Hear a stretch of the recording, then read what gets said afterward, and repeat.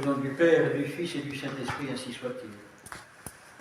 On dit dans cet évangile, Jérusalem, Jérusalem, tu es abandonné. Et je dirais aujourd'hui, ce n'est plus Jérusalem, c'est Rome, Rome, tu as trahi. Rome, Rome, tu es abandonné de Dieu, car tu as trahi Dieu. Lorsqu'on voit tout ce qui s'est de plus en plus levé de boucliers contre le pape, même Brigitte Bardot, qui est une ancienne chorale française, une ancienne grande artiste française, elle dit au pape, monsieur, je ne puis plus vous appeler sainteté parce que vous n'êtes pas sainteté, vous êtes saleté. Voilà ce qu'elle emploie.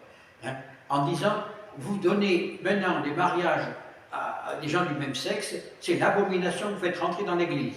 Vous êtes le fils du diable, non le fils de Dieu. Et il y a de plus en plus de levées de boucliers identiques, de gens qui n'ont pas eu des vies très saintes, qui reprennent le pape dans sa fonction de pape. Hein? Eh bien, aujourd'hui, je dirais qu'on va rentrer dans des persécutions, et ça commence.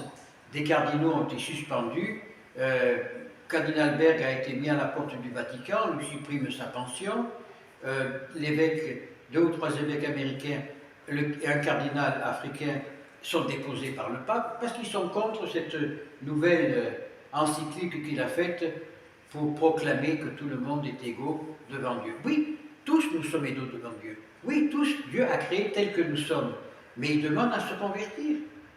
Jésus, sur la terre, il a dit, convertissez-vous. Marie apparaît sans arrêt à droite et à gauche, à qui elle veut, où elle veut, elle dit, convertissez-vous.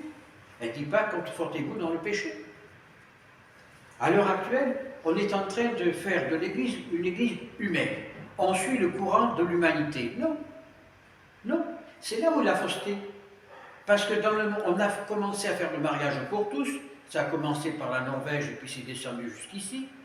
Demain matin, on va se marier avec des chèvres ou des boucs. Je ne sais pas où on va aller. Et ça, c'est l'abomination qui reste dans le temple. Et l'Église, au lieu de combattre ces bêtises, elle rentre les pieds dedans et elle donne sa bénédiction. Ce qui prouve qu'elle n'est plus divine. L'Église est devenue humaine. Elle est pour l'humanité, en oubliant la divinité. Et comme elle a chassé la divinité, eh bien Dieu nous laisse libre. Mais qu'est-ce qui rentre quand Dieu s'en va? C'est le diable qui rentre. Et le diable fait son jeu dans l'Église. Quand celui qui est sur le trône de Pierre, le pape Bergogne François, hein, a été élu, la foule est tombée sur Saint-Pierre. C'est peut-être une bêtise, mais moi je crois que c'est un signe de Dieu. La semaine dernière, dans l'église où a été baptisé ce même Georges Bergogne, auquel il a fait la confirmation, auquel il a été ordonné prêtre, il y a une très grande statue de Saint-Pierre à la porte de l'église avec les clés de Pierre. La foudre est tombée, elle y a brisé les mains. Moi j'appelle ça un signe divin. Ça démontre qu'on ne peut pas suivre celui qui n'a plus les clés. Il a perdu le pouvoir des clés. Il est cet homme en blanc qui fait ce qu'il veut quand il a envie de le faire, mais il ne fait plus l'Église. Alors on va vous dire, oui, mais le dogme de l'infaillibilité pontificale dit qu'on doit croire à ce qu'il dit. Oui, on doit suivre le pape quand il parle es cathedra. Mais là, il ne parle pas es cathedra. Et puis par rapport à ce qu'il dit, ce qu'il fait, il prouve qu'il est hérétique. Il prouve qu'il est hors de l'Église. Comment peut-on suivre quelqu'un qui est hors de l'Église? Et ça va plus loin. Saint Thomas d'Aquin a dit dans ses écrits que si on est en communion avec un hérétique ou un schismatique, le sacrement de l'Eucharistie est invalide. Donc on ne peut pas nommer ce monsieur dans l'unacum, parce qu'alors on détache le sacrement, il devient invalide. L'Église est en train de traverser un sacré chemin. Mais, on l'a vu dans l'histoire de l'Église, il y a eu des moments bas, mais chaque fois elle est reçue de ses cendres. On a un exemple aujourd'hui avec ça. Je dirais que ce brave Bergogne, c'est Saul, qui a massacré Saint Stéphane, qui est l'Église.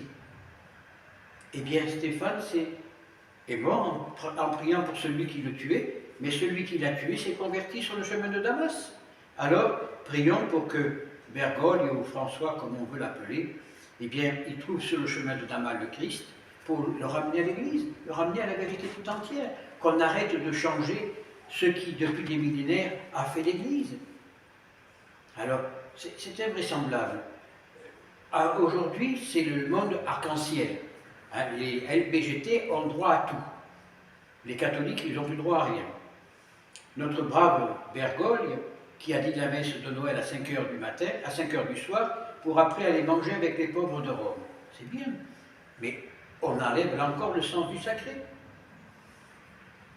Il a donné la bénédiction parce qu'on dit que dans les écoles italiennes, il y a encore le concordat qui existe, on doit laisser les croix. Et le nouveau gouvernement dit, étant donné qu'il y a d'autres religions, il faut enlever les croix des églises. On lui a demandé ce qu'il pensait, il dit oui, il vaut mieux enlever les croix des églises parce que les gens ne comprennent pas. Les croix des écoles, les gens ne comprennent pas. Mais il est le pape de qui? Il est le chef de qui? Des catholiques ou des autres? Des hérétiques? Non, l'Église va mal parce qu'on a perdu le sens de la famille, le sens du sacré, le sens de la patrie. On n'a plus rien. Alors, prions Saint Stéphane, aujourd'hui Saint Étienne, pour qu'il prie pour tous ceux qui ont quitté l'Église, pour ceux qui s'éloignent de l'Église à cause de la fausseté du Vatican. Prions pour que tous ceux qui quittent l'Église reviennent à l'Église pour vraiment faire de l'Église ce qu'elle a toujours été, la porte du ciel, ce qui nous conduit au paradis. Ainsi soit-il.